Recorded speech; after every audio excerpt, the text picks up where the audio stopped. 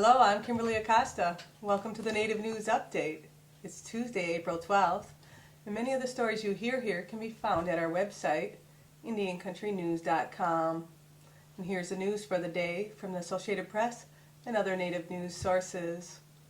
The Seminole Tribe of Florida recently received a letter from Pentagon General Counsel Jay Johnson stating that he regretted his staff likening 1800s history involving the Native American group to al-Qaida in a recent Guantanamo war court filing. The brief in question defended the life sentence of Ali Hamza al-Balul, Osama bin Laden's media secretary. In the brief, Pentagon lawyers referenced the Indian Wars of General Andrew Jackson, in which Spanish Florida merchants were charged with aiding the Seminoles. The merchants were found guilty and sentenced to hard labor, but Jackson overruled the sentence and had the men executed. The sentence stemmed from Jackson's military invasion of Spanish Florida to keep slaves from fleeing the area's borders.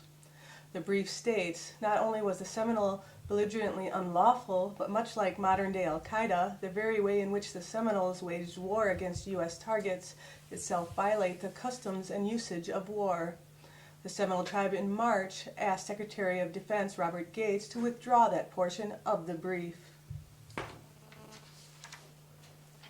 U.S. Senator Jon Kyl of Arizona is pushing new federal legislation restricting where Native American tribes can locate casinos. Kyl and U.S. Senator Dianne Feinstein of California are pushing the Tribal Eligibility Act, which requires tribes to show a modern and ancestral connection to land they want to bring into trust and build casinos on. The bill is in response to a number of tribal plans in western states for casinos on land not part of their existing reservations.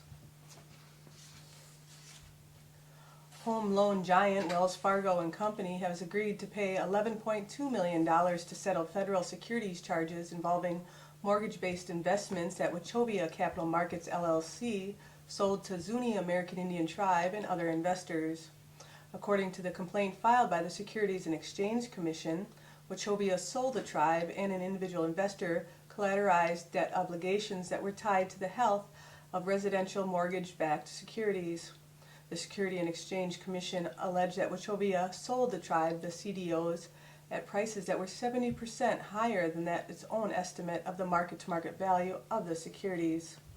The Commission also claimed that Wachovia did not inform investors in another CDO that had transferred 40 residential mortgage-backed securities from an affiliated at above-market prices to avoid losses on its own books.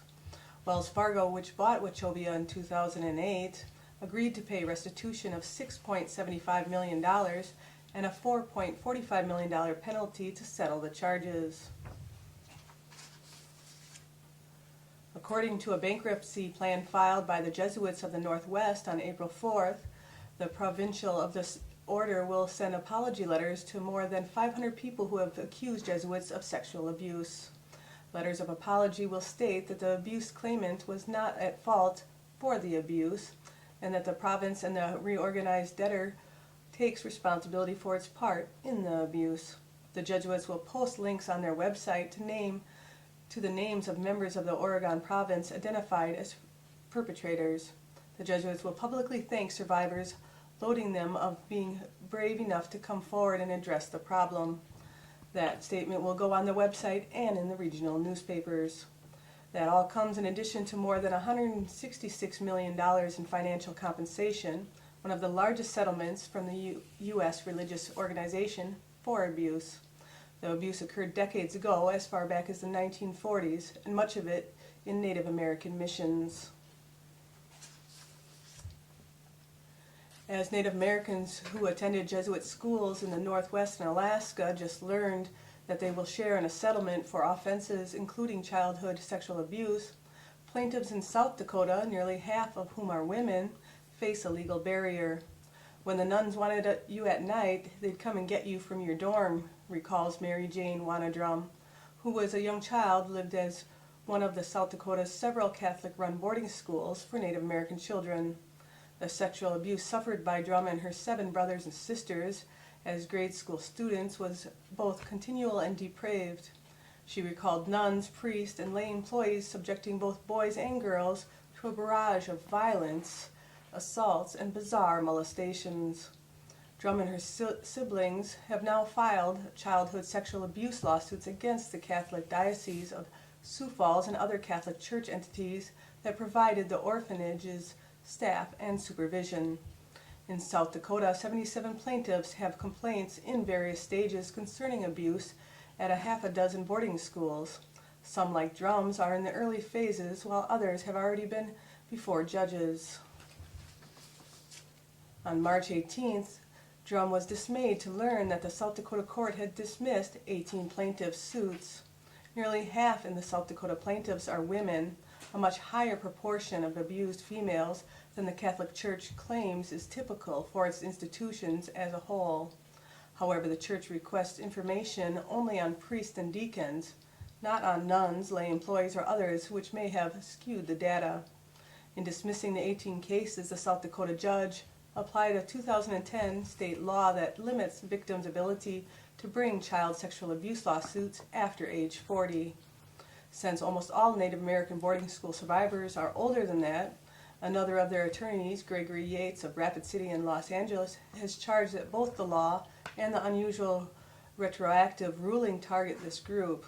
On that basis, Yates asked the court to reconsider its decision, but on April 1st, the judge refused to do so. But the plaintiffs' legal efforts continue, according to Attorney John Manley of Manley and Stewart. We will appeal the decision to the South Dakota Supreme Court. We will pursue every remedy, he said. On April 11th, University of Nevada women's basketball senior Tahnee Robinson has become the school's first ever player drafted by the Women's National Basketball Association. Robinson was selected as the 31st overall pick in the draft by the Phoenix Mercury, but has been immediately traded to the Connecticut Sun. Robinson becomes the first full-blooded Native American player drafted in the league. She is a descendant from several tribes, with her mother, who's Pawnee and Eastern Shawnee, and her father, Northern Cheyenne and Sioux. Ron Cooper, a Comanche, is walking 835 miles retracing the Trail of Tears, and with every step, he thinks back on the past and looks forward to the future. Cooper began walking one of the Trail of Tears routes February 17th in Charleston, Tennessee.